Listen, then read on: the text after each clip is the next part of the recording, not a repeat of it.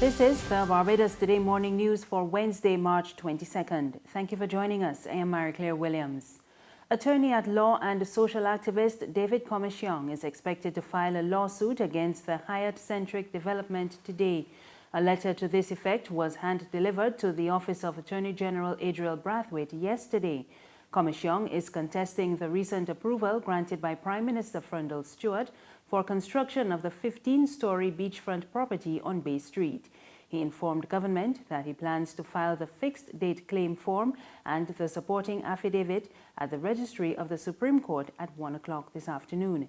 He says he will seek an interim suspension of permission pending the outcome of his claim, which, if granted, will place the project back in limbo. The General Treasurer of the National Union of Public Workers, Asokore Beckles, says the money they are demanding from government can no longer be considered a salary increase. Beckles is also the chairman of the union's Salary, Wages and Allowances Committee, and he contends that the 23% hike which public workers are asking for should be considered a salary restoration, as they have factored in more than 30% rise in the cost of living.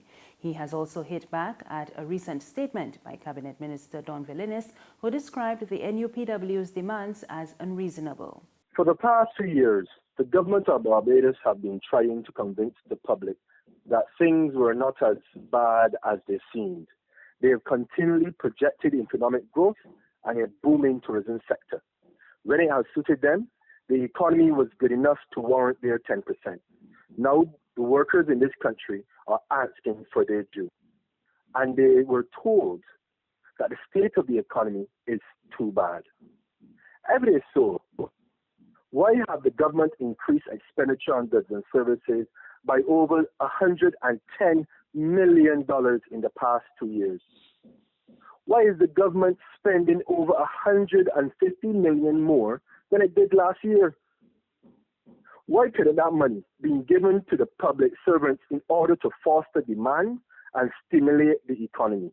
Beckles also echoed a call from President Akani McDowell for government to return to the bargaining table without further delay.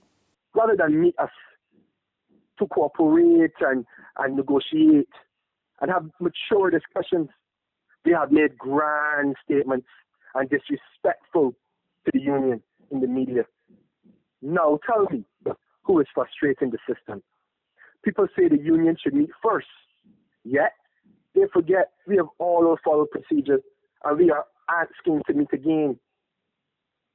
But it's only when the other side refuses to meet and simply disrespects the movement that we take action.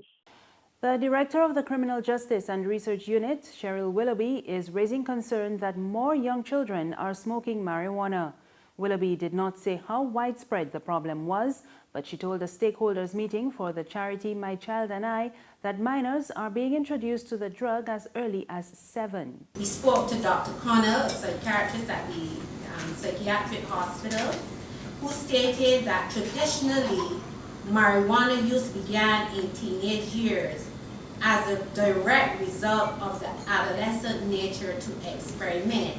However, within recent times, Dr. Connell has seen an increasing number of patients who indicate that they were introduced to marijuana by friends or family members from the early age of 7.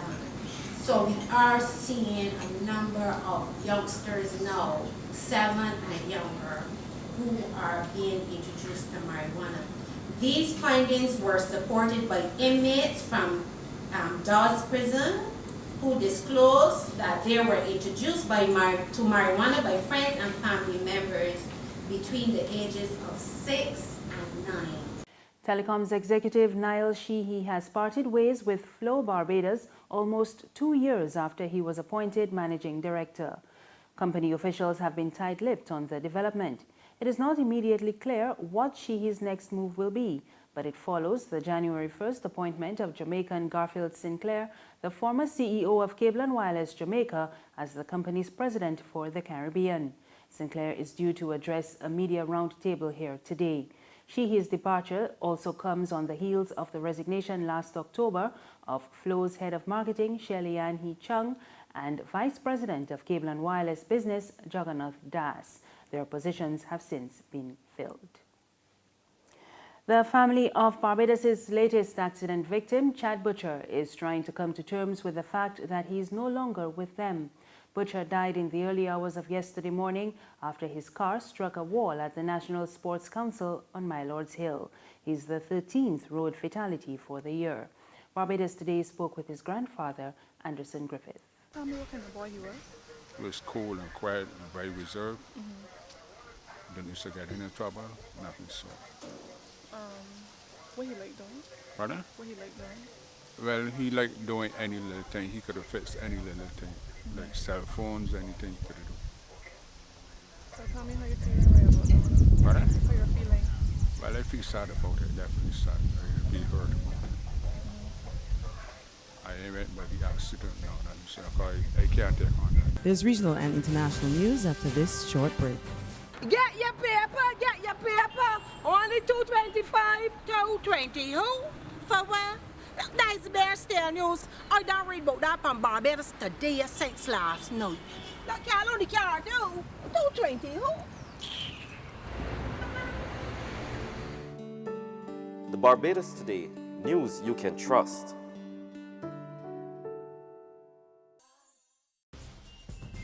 We're back now with news from the region, and one community in St. Lucia is in mourning today following a deadly explosion at a construction site in cul-de-sac 4 miles east of the capital, Castries. 3 people were killed in the explosion, which occurred around 5 p.m. local time. Residents say it was heard for miles.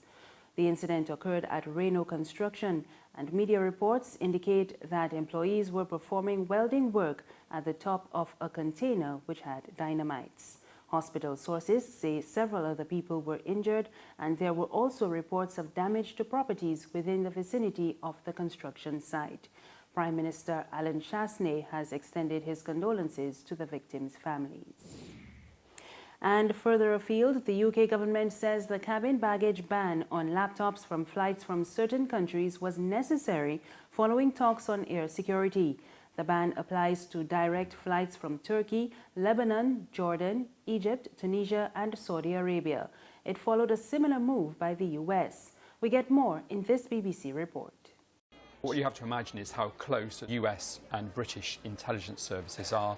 They'll have been sharing the same intelligence, and as I understand it, the intelligence which has been seen by the two countries suggests that terrorist groups have worked out ways of building bombs inside larger electronic devices, and I think the key difference between a laptop or a tablet and a phone is that a phone is much smaller, and therefore the amount of explosive you can get into a phone is much less. So this looks like it's an attempt to stop laptop bombs essentially getting onto planes. And it's worth remembering that there was such a bomb in Somalia last year where a plane took off and a passenger detonated a laptop bomb on the flight, blowing a hole in the side of the plane. Luckily, the plane hadn't got up very high, did manage to land safely. But that's the kind of thing that the intelligence service are looking at, and have taken the very unusual step of banning devices which have become incredibly useful, of course. And that's news this morning. Remember, there's more on our website, www.barbadostoday.bb. You can also subscribe to our e-paper, email updates, and like us on Facebook.